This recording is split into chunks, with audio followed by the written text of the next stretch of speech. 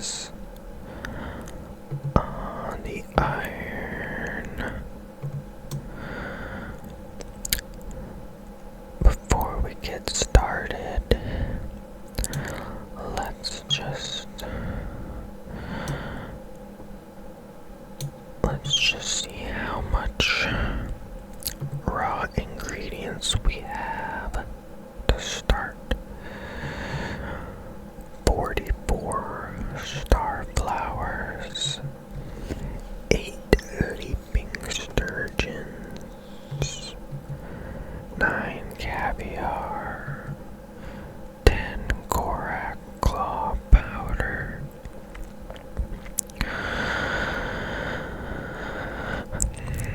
you don't see these items every day.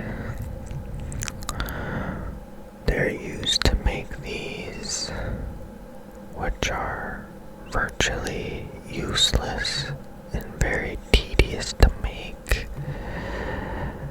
But I think the icon looks really cool. So we're gonna just waste a bunch of time and collect a bunch of these things. Also, I was kind of looking at these trees here, and I was like wondering, like, what the heck these cutouts are for. There's these cutouts in every tree. Every tree. Do you think that's where these fairies sleep? I don't know.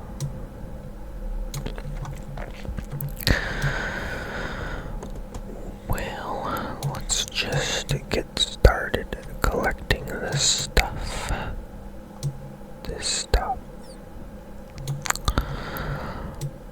Looks like my inventory is all set up to collect the first ingredient, which is the korak claw powder. We have to go to the super special place here in order to obtain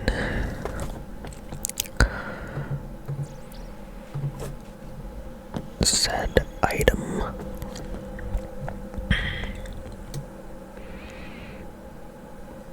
Here we are.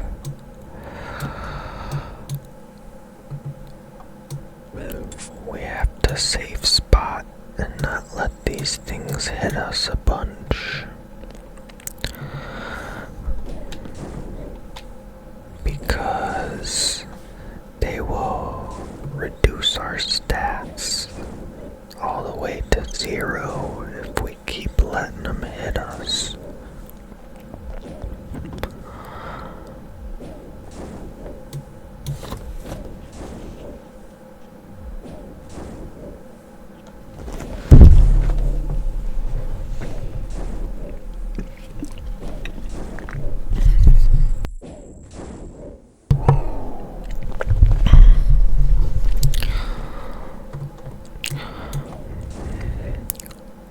So, like, I marked this one right here because I think we don't wanna kill him, because he'll respawn like here, and then we'll have to run and safe spot again. So hopefully that's the right one.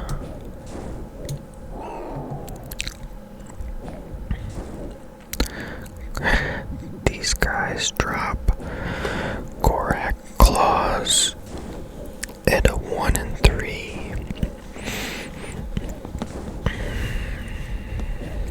Drop rate.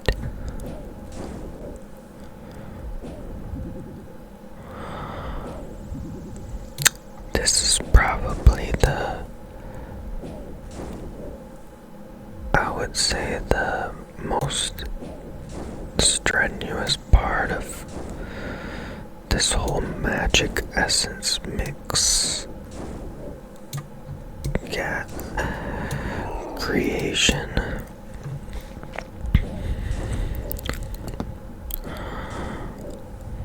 These guys are really weak to magic. So that's why I decided to put a little bit of tank gear on.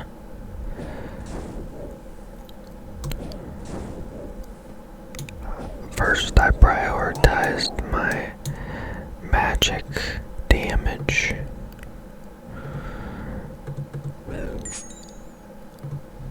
All I really have is this torture and my imbued god cloak to add damage bonus. I don't have the Aram's robe top yet.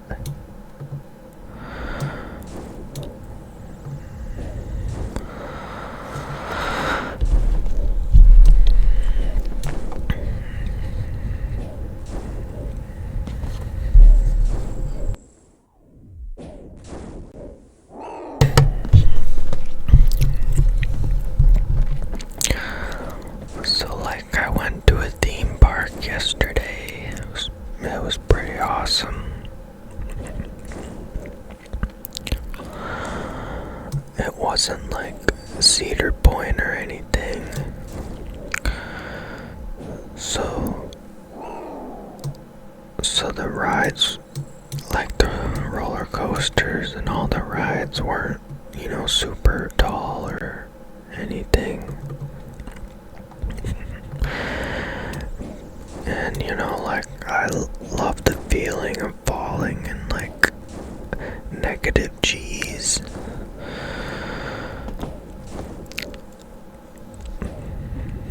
But went to a theme park, they had a Wild Mouse roller coaster, and my nephew, he was afraid to ride any of the other bigger rides. So I went on it with him.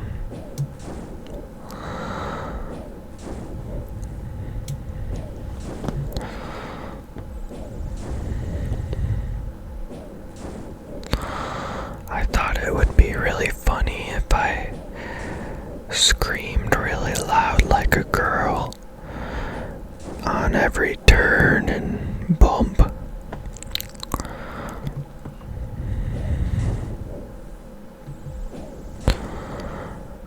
A lot of people that were waiting in the queue line thought it was funny.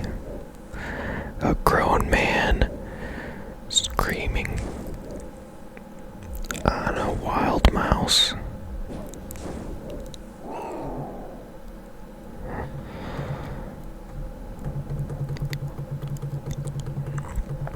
So I figured it's nice to make some people's day if I can.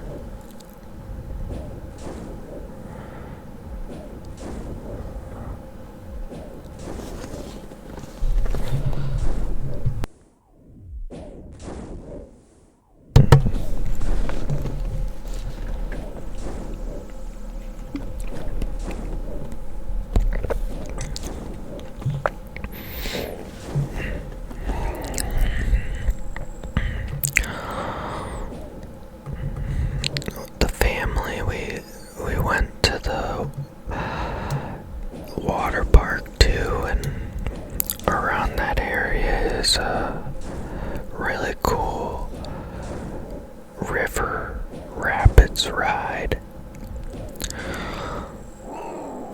Like you sit in this circular raft and it holds like 9 people. We had 5 people in our group and there was like no line whatsoever for the ride.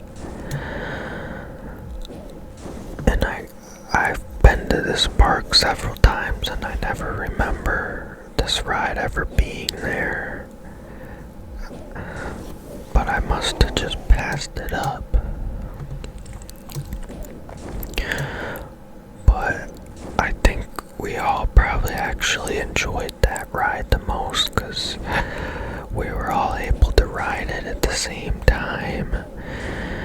And like, I was surprised it was much longer than I thought it would be.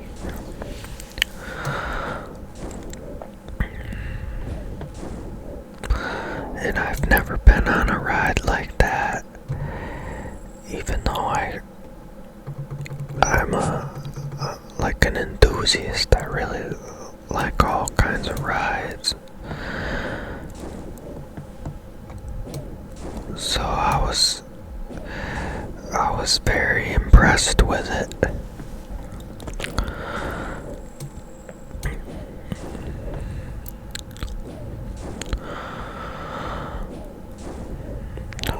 Funny enough, all the rides my nephew is afraid to go on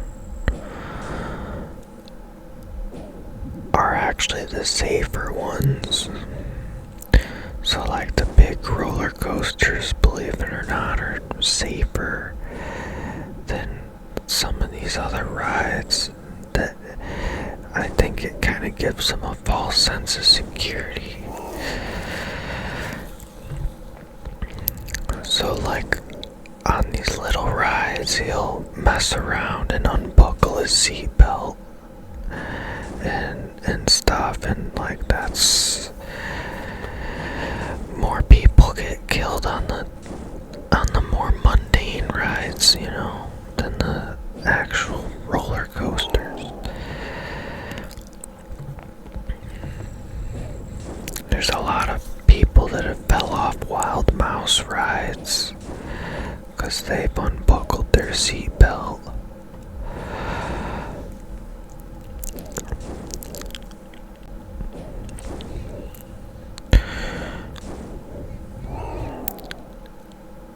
And like, I'm looking at some of these thrill rides, like the classic Scrambler thrill ride. And I don't know how many injuries or deaths have occurred on rides like the Scrambler, but just looking at the thing from the sense of I used to work in a factory for 5 years, and safety was really drilled into us. So ever since that, I've looked at the world a lot differently in terms of safety and how mundane, unassuming things can actually be really dangerous. And I'm looking at that Scrambler, and if I notice, like, if someone did fall out, it would not be good, because like if they drop straight down into the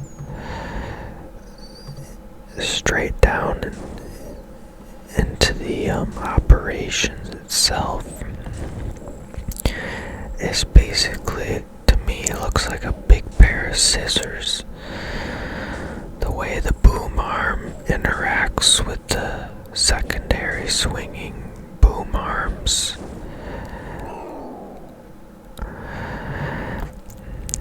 It's really incredible how powerful electric motors are.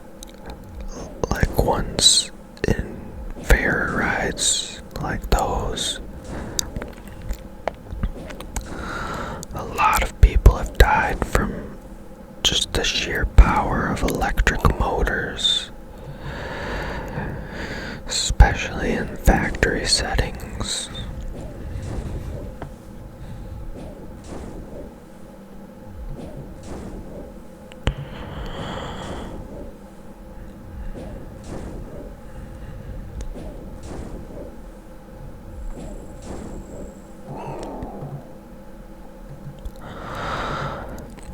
I'm a firm believer that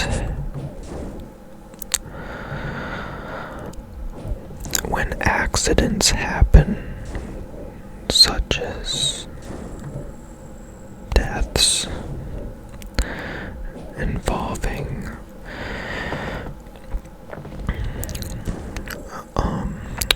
rides,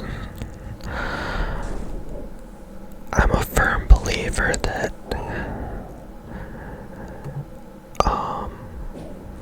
even if it's the operator's fault, let's say in a scenario, let's say it's 100% an operator's fault, I personally think still changes should be made in multiple ways, including the functionality of the ride itself, the safety contingencies of the ride,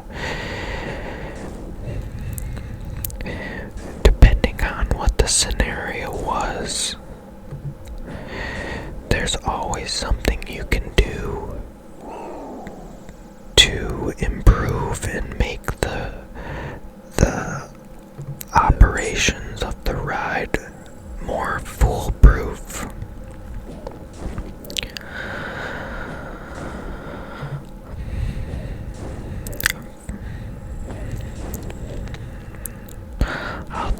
I'll give an example from a factory setting. In a lot of third world countries that don't have very good safety measures with their machines in factories. I don't know what the reasons are. I'm sure maybe one of the reasons is, to save money. Maybe poor maintenance, old machines. But you could train your employee and say, when you press this here button, the machine is gonna cycle. So when you press this button, you need to make sure your other arm isn't in the machine when you press the button. You could say that, but eventually someone's gonna get their arm cut off.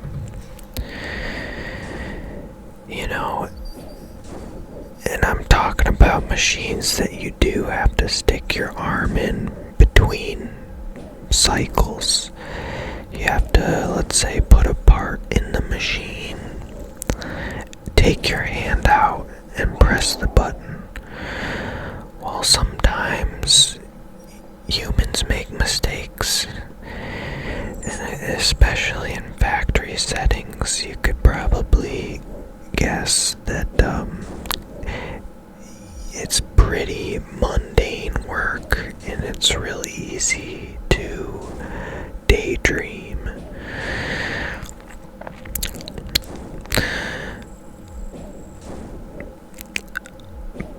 But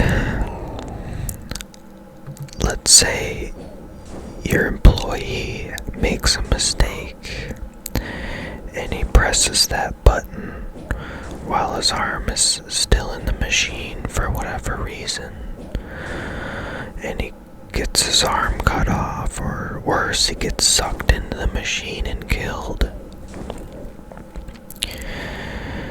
You can't just blame it on the person. You need to make changes to the machine, such as where I worked, there was 2 buttons. You had to press 2 buttons, one with each hand. Therefore, one of your hands couldn't be in the machine. If you have to press press two buttons at the same time outside of the machine to cycle it. It's things as simple as that that can really add to safety.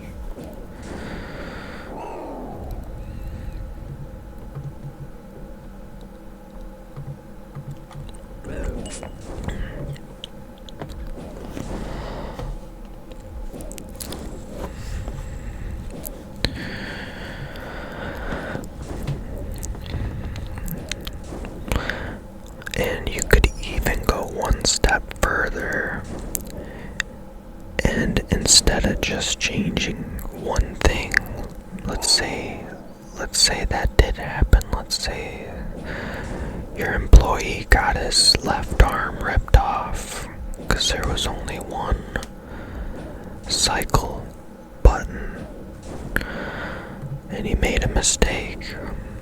Well, is there something else we could do? Could we put maybe a light screen or a light curtain, a sensor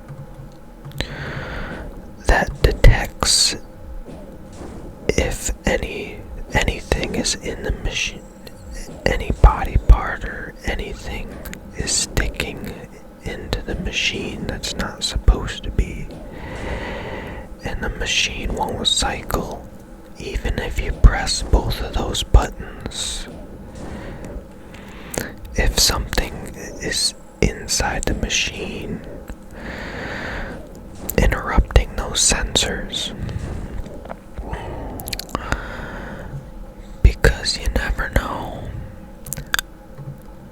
maybe someone else sticks their arm in the machine to adjust the part the other guy set in.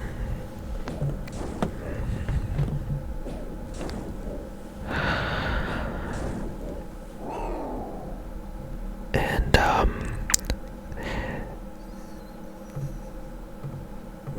this more so applies, machines are getting safer and safer. But that's a big thing too, is trying to design, to engineer the machine from the first place with safety in mind, eliminating unnecessary pinch points, exposed mechanisms, things like that.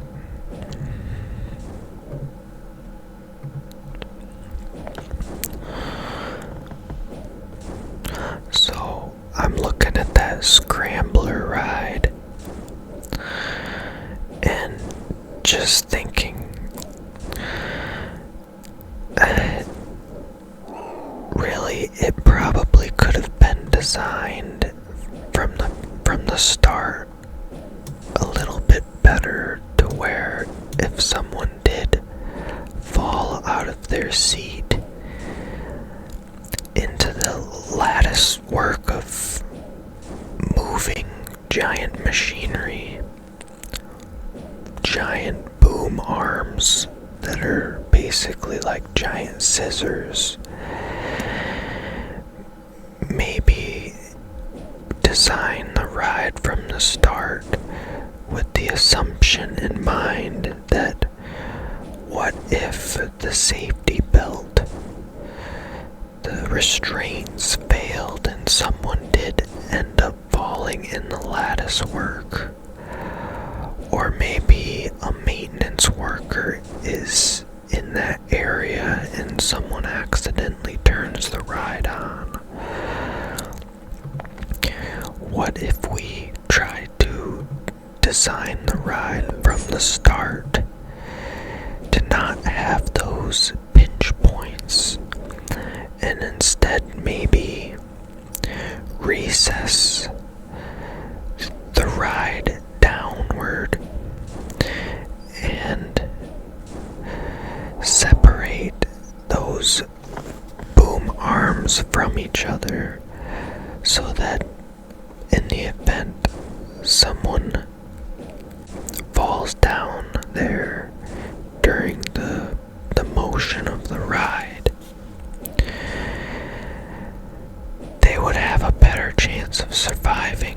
rides, they fell down into a pit underneath the ride itself.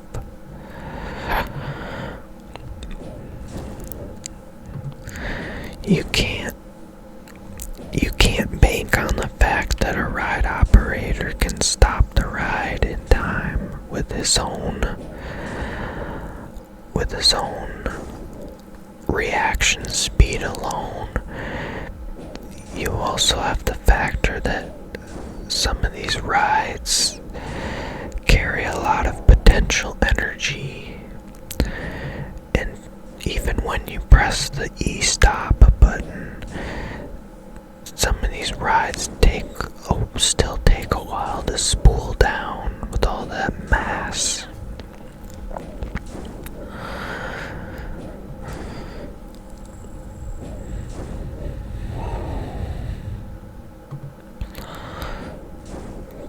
So I'm a big advocate of prioritizing, firstly, making the machines as foolproof as possible, because humans make mistakes.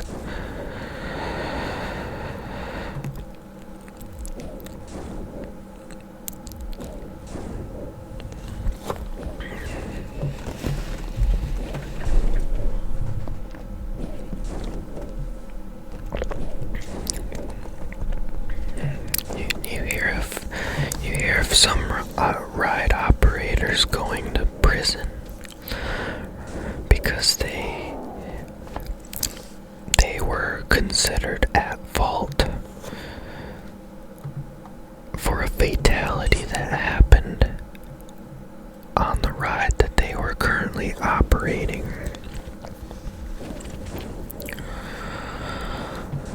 So a lot of times all that happens is they simply send that person to prison and simply hire a new employee that hopefully won't make that same mistake. That's not a good way to look at it. Assuming that one person was a small percentage of the population that would make a mistake like that. Or God forbid, you assume he did it on purpose.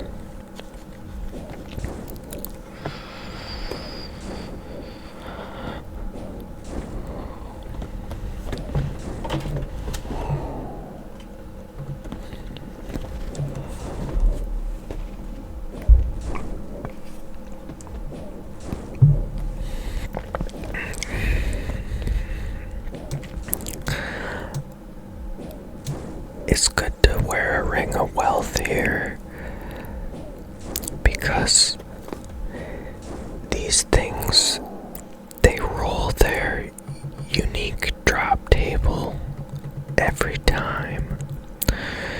But the thing is, I believe they have a high chance to roll the nothing drop. So it's good to bring a ring of wealth to eliminate that nothing drop. So they pretty much drop. Well, they drop things every time. You see, we got an uncut ruby. They drop lots of gems.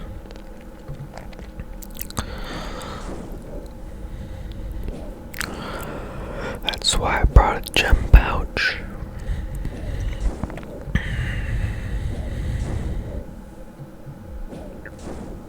Got a bone crusher.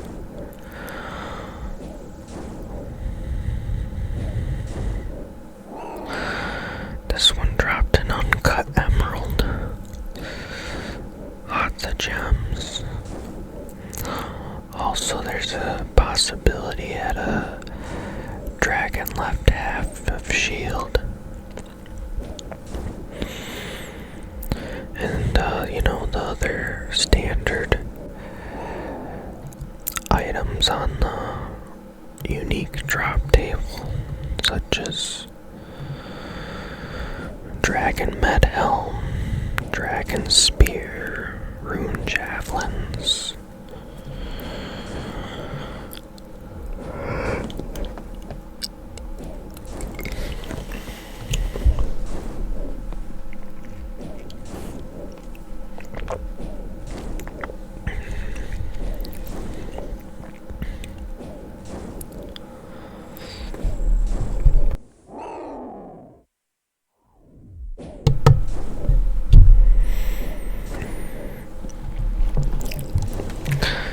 These things drop their Gorak claws at a 1 in 3 drop rate.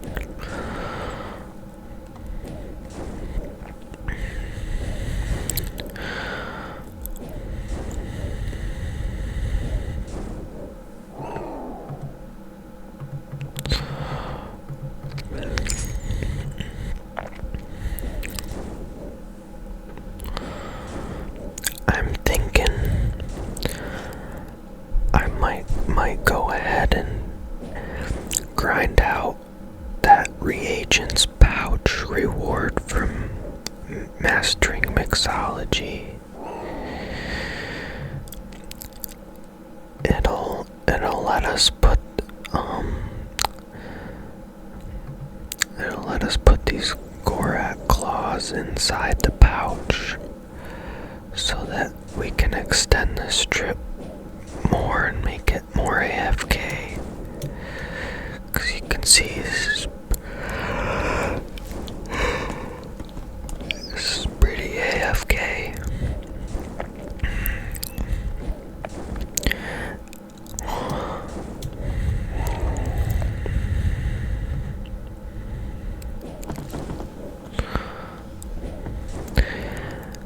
I think this is a pretty cool collecting method. I think it's a cool item to collect the magic essence mix,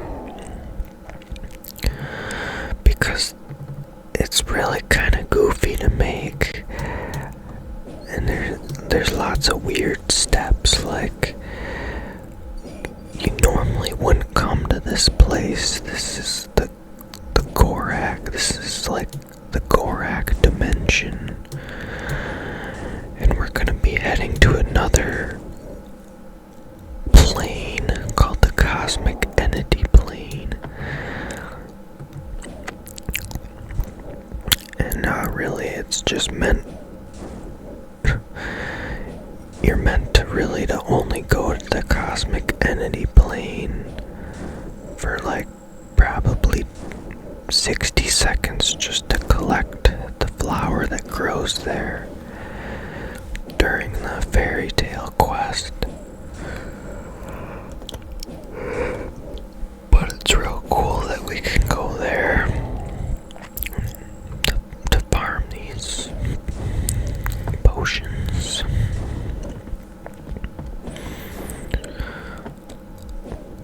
So these potions take quite a lot of steps, like I mentioned.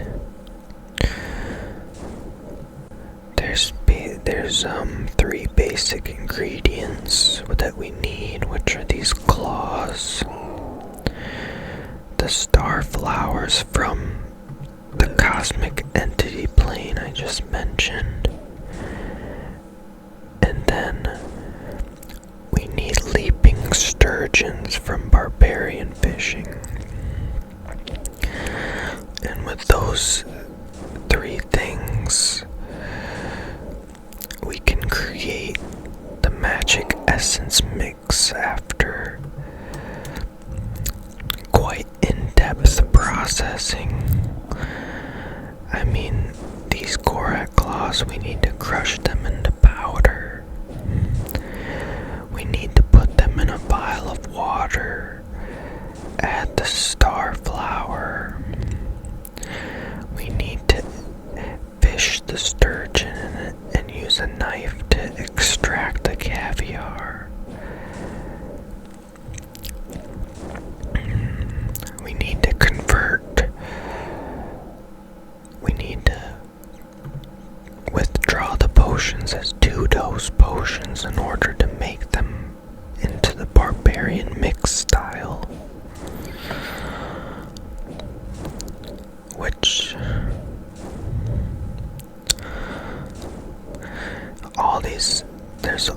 these little tiny steps add together to really make this take quite a while.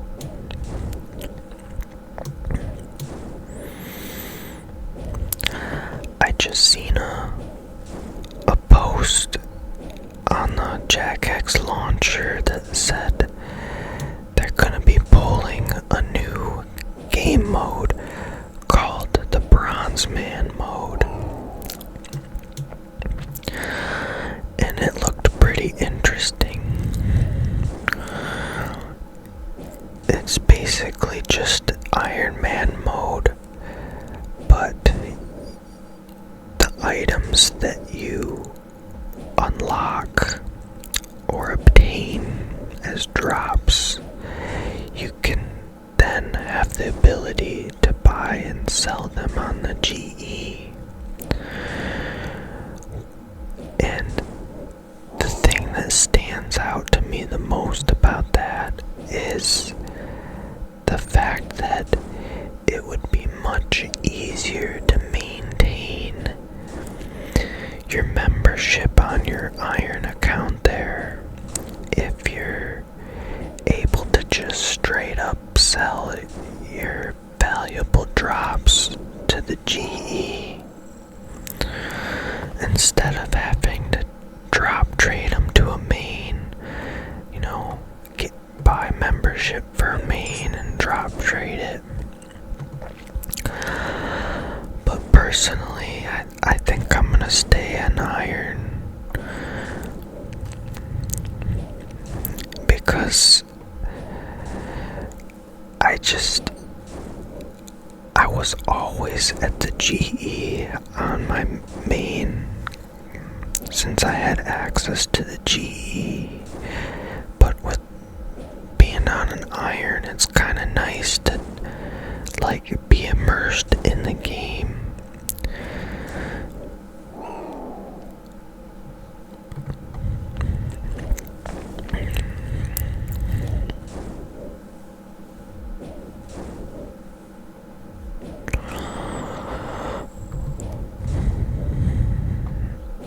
And let me tell you what, that would make Herblore way too easy, in my opinion.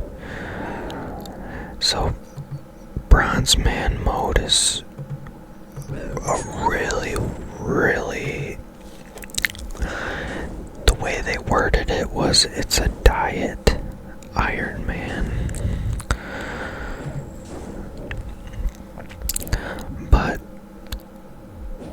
it's an interesting concept, I like it.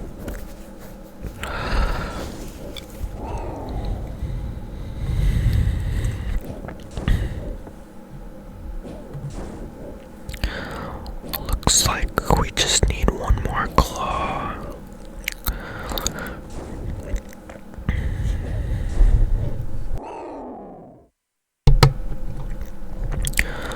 Well, there she blows. Let's go ahead and get out of here so we're not being attacked. We just crush all these up on the way to the bank.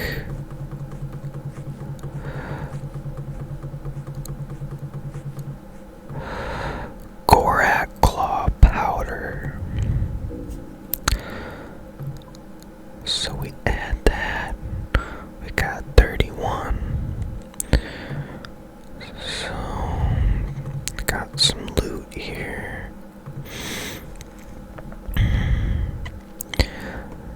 So now, we're gonna go ahead and grab a bunch of star flowers. I already have quite a few in the bank, but I'll just go do it anyway. It's probably one of my favorite parts. Cosmic Entity Plane. Super cool.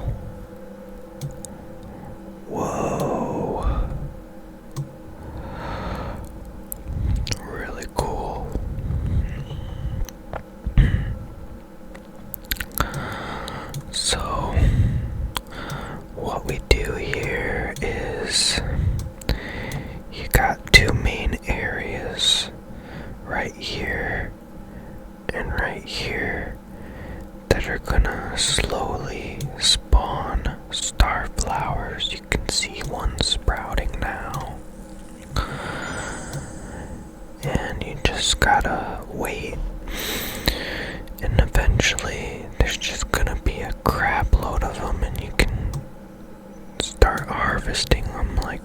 crazy.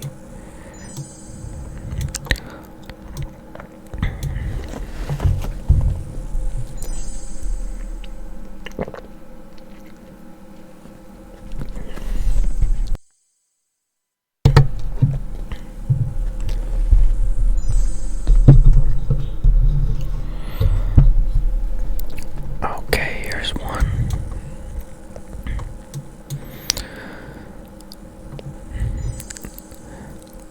You're kind of waiting a little bit at first, but they really start to ramp up the longer you're here.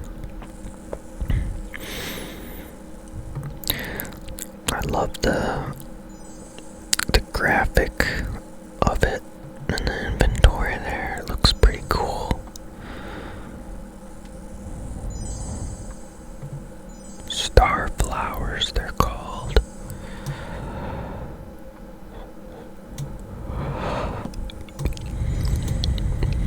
Star flowers. Oh, look at all of them. You know, I bet if we go over here, there's gonna be a bunch ready. Yeah. Look at all them.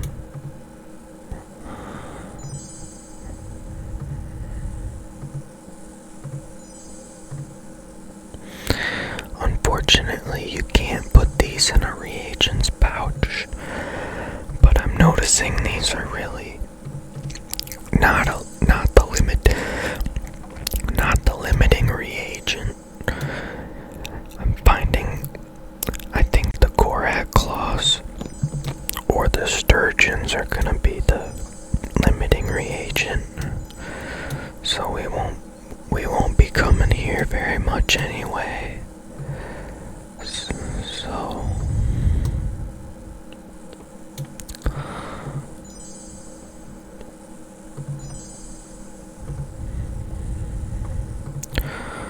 two more, one more. There we go. So now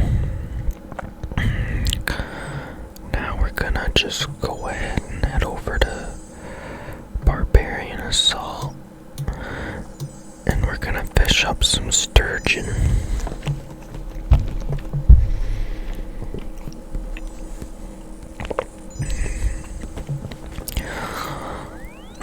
I'm really a big fan of like how these icons look in the inventory. Like, you don't see these every day kind of thing. These look so cool. I love that. But so you have to use a knife and cut these suckers open for the caviar. And I just thought of an idea. I have a fish barrel. Let's get our rod and our bait. So I'm thinking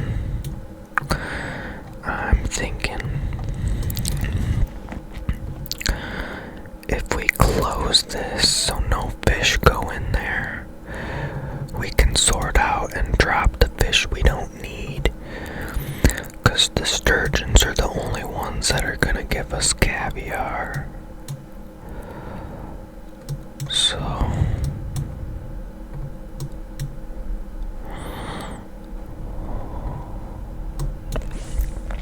see, these if you cut them open, they just give roe and sometimes fish offcuts. But these are the bad boys we want. Wonder if I can just put it in. Oh, that's pretty big. I'm liking that, how simple that was. I'm not mad about that at all.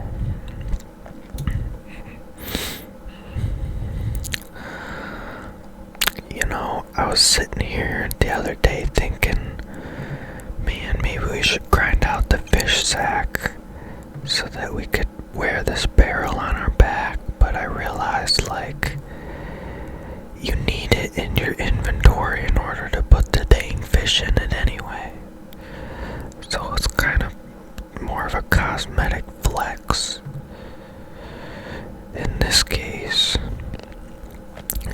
more of an inconvenience, actually.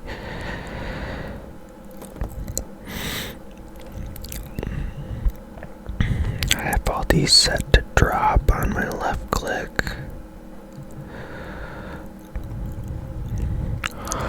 This will last a long time. I think I got that from... I might have got that from some kind of sailing thing.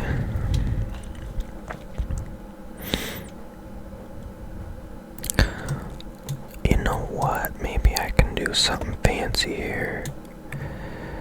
So, like, maybe I can...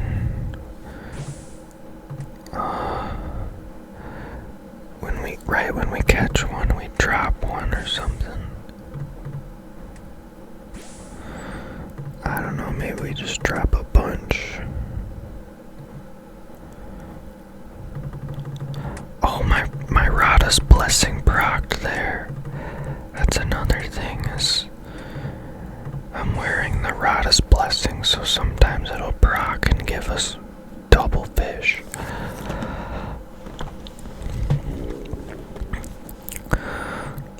I don't really have any spirit flakes to burn here, though.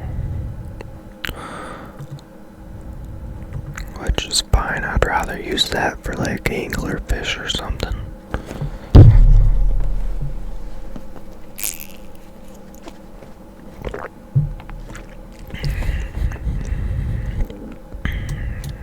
Don't these just look so freaking cool? Like, look at these things, man. I think it's like all the spikes on them. The blue, green. Like, these don't look nearly as cool as these.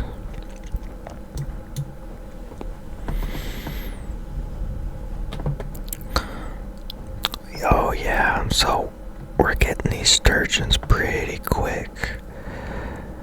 So it's definitely, in order it goes, starflowers are the easiest to get. Then it's gonna be the sturgeons for the caviar. And then it's gonna be the Gorak powder. Yeah. So...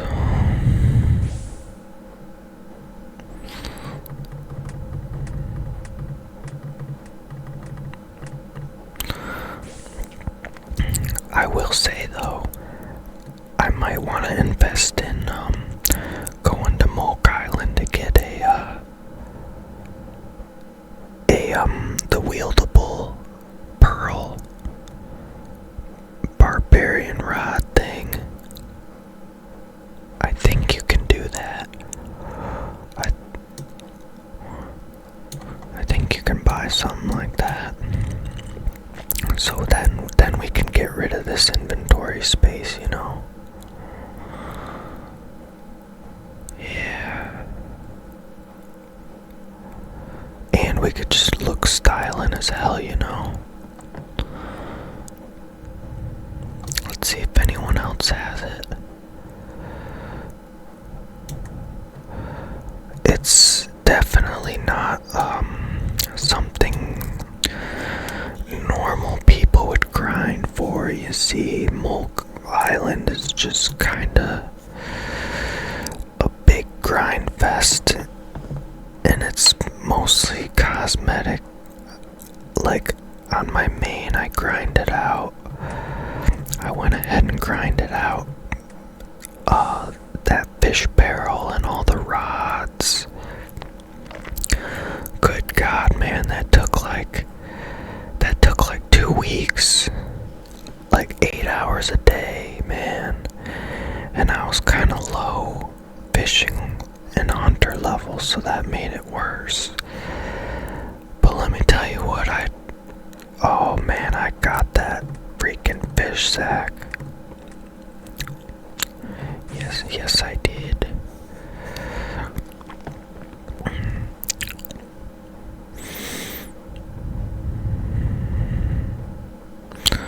This gives us strength and agility XP too.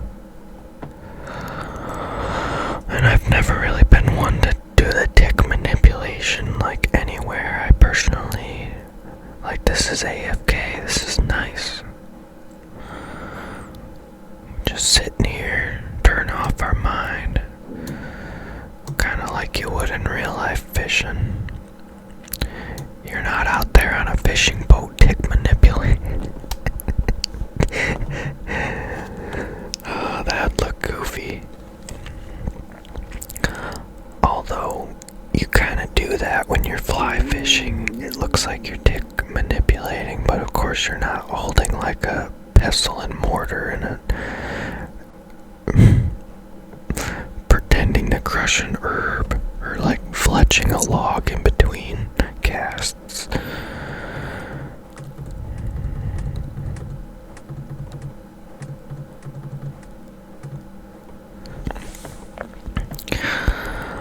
I probably won't bother filling up the inventory. You know, that's just real tedious. Unless we want to drop one at a time like this. Catch one, drop one.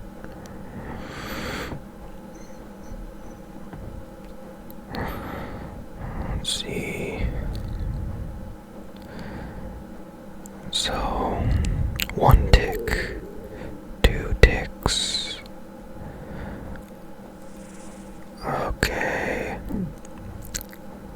I'm trying to figure this out. 1 tick, 2, 3, 4, 5. So we missed that one. Okay. Interesting.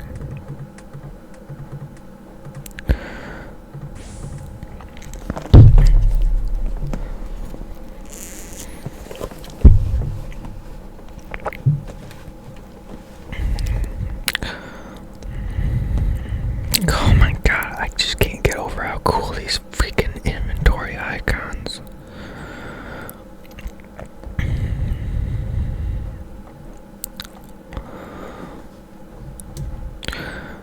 I'll tell you what, my gear setup looks kinda goofy with the Guthin's plate body and the Arams, but it's kinda optimized for the Gorax, and just no one does it, you know, like.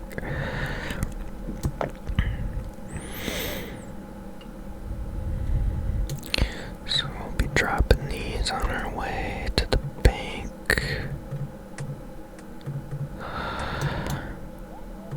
And yeah.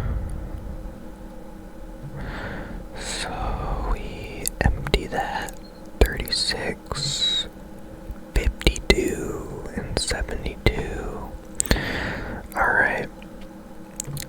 Here we go. Now we're gonna cut open these sturgeon.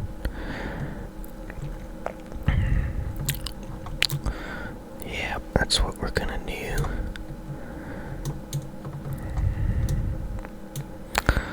There's a lot of places you can't actually build a fire near a bank, 'cause like it's indoors, I guess, but I guess this doesn't have a roof. I don't know. So I think this will. Oh, we need one more spot open there. Fair enough.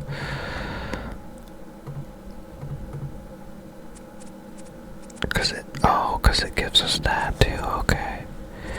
Now that's pretty fast for AFK. Let's see how fast it goes when we're like.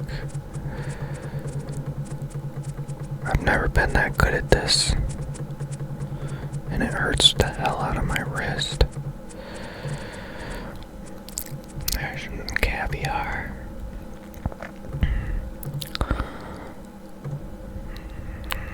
Sweet.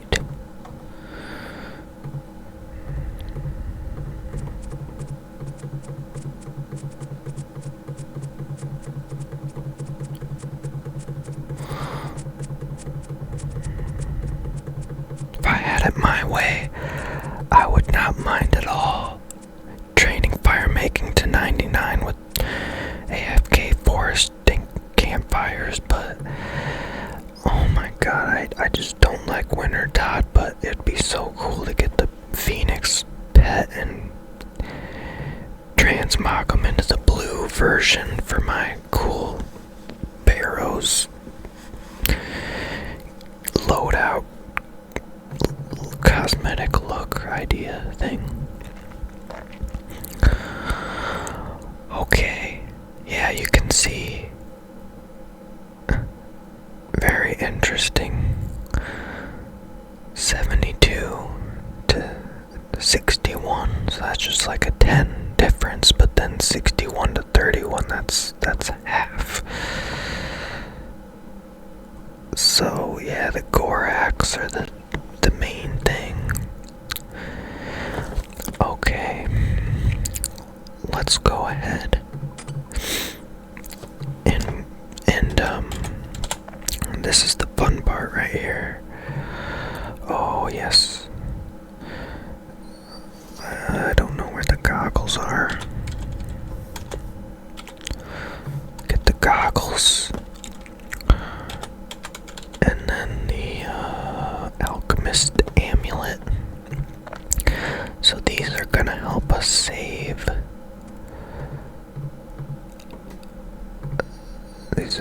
These are just gonna help us yield more product.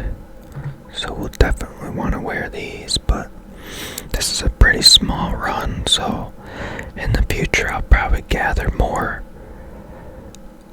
before bothering to even start concocting the potions. So in order to do this, I'm gonna want our water. And we go to 14. Yeah. And let's see, which one is it gonna be? Let's try this one. Okay, it says I can. Let's see about this then. Okay, it makes sense. Starflower first. Let's see if we save any from our goggles. Now technically, these might not be considered reagents since they don't go in a reagents pouch, so maybe we can't save these, but that'd be perfectly fine since they're so easy to get.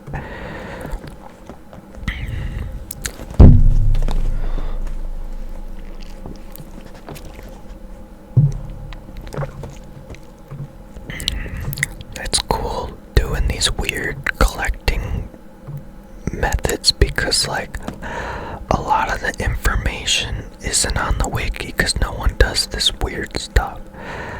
So like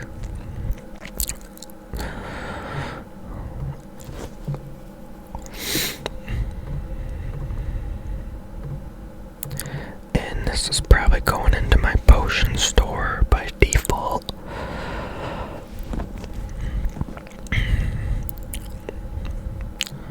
Magic essence unfinished.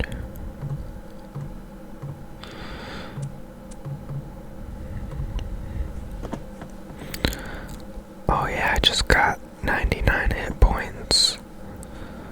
That's the first combat stat I ever got to 99 in the history of me playing this game. Like I think 5 99s on my main, but they're all like skilling stuff. I could see going real far. I mean, like it's so easy to like range is like so easy to train because it's just so easy to go and safe spot Slayer tasks. Alright, this is what we're gonna do. We grab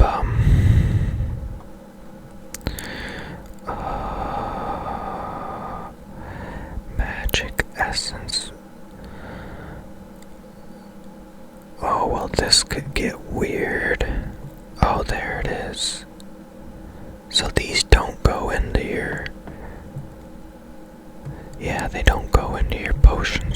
That's actually good. I appreciate that. So now comes the Gorak powder.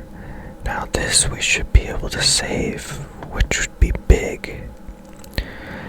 And it's naturally gonna do 3 dose, but hopefully our amulet procs a bunch and we get 4 dose, some 4 dosers like this. Oh, that's not. Like this. That's a 4 doser. There's another one. And we saved 2. That's big. That is very big. And I think it did go into the... Well, someone leveled up. It went into here, which is a good thing, because we're gonna withdraw 2 doses.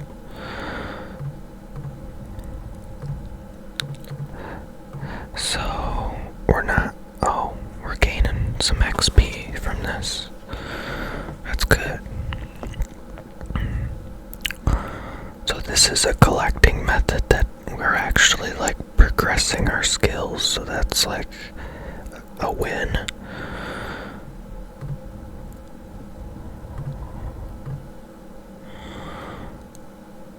Gorak. Like I can't even remember if you kill Goraks in a quest or what. They might have just been like a Slayer monster that they removed from the assignment list or something. For whatever reason. Maybe they... I don't know. So... Okay. Yeah, we're at a severe deficit with the, Gorak powder, obviously. But, here comes this fun part, because what we're gonna do now is we're gonna add this here caviar and make these finished potions. Oh, okay. I was afraid I was gonna accidentally eat it, but I already changed it, so here we go. Look at that. Oh, I see, it's we don't want to drink it, so yeah.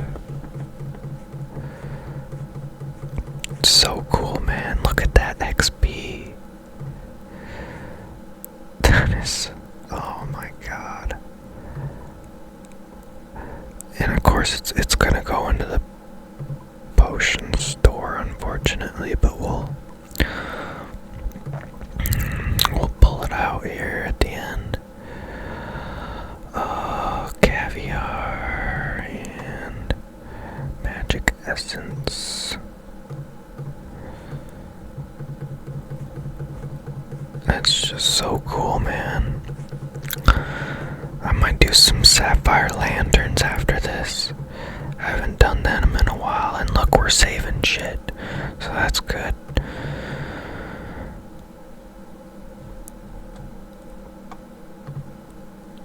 Oh, this is great.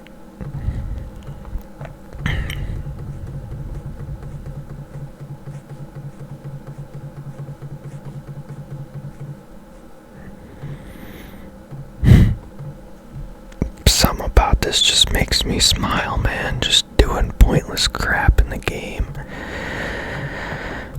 I'm probably gonna be doing a lot of collecting today because I just kind of hit this wall.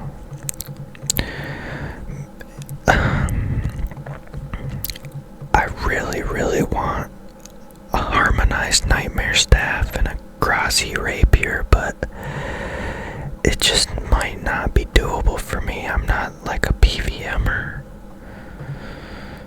I'm really not. And AI, I'm talking to AI about it, and AI says, don't bother with it, it's too hard.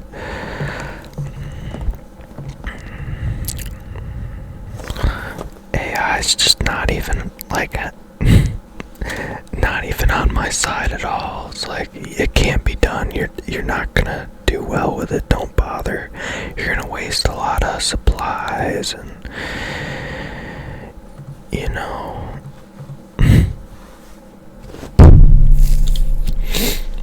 it's saying things like, oh, you need to go do some other bosses before you do Nightmare. You need to, it's not gonna work out for you, you know, like. But alright, so let's see how we're looking. Of course, we didn't make it to 100 like I was kind of hoping, but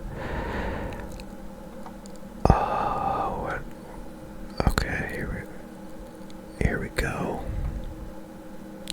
You know, it would be kind of cool seeing how many doses compared to the actual, like, vials of it. So we, dang. I wish there was a way to do this without having to check to do this, but whatever.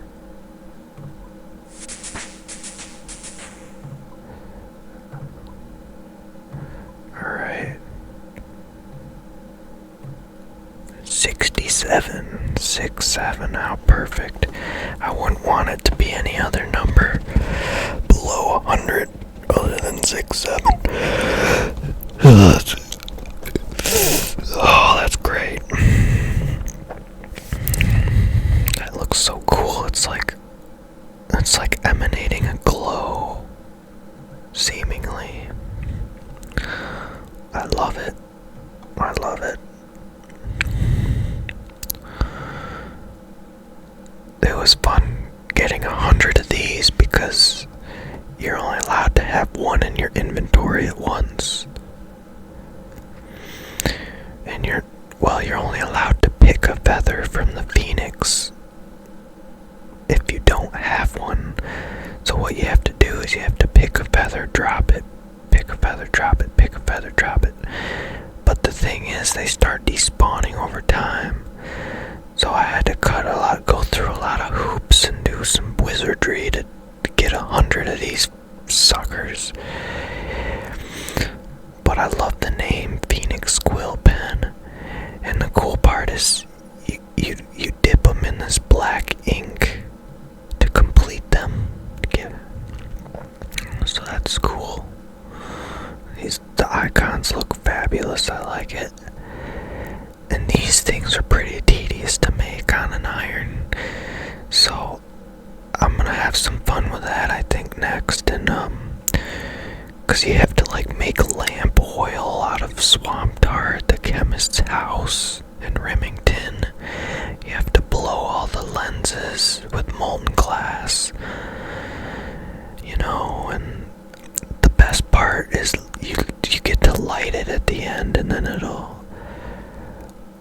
that's my favorite part. You might even get fire making XP, but I can't remember.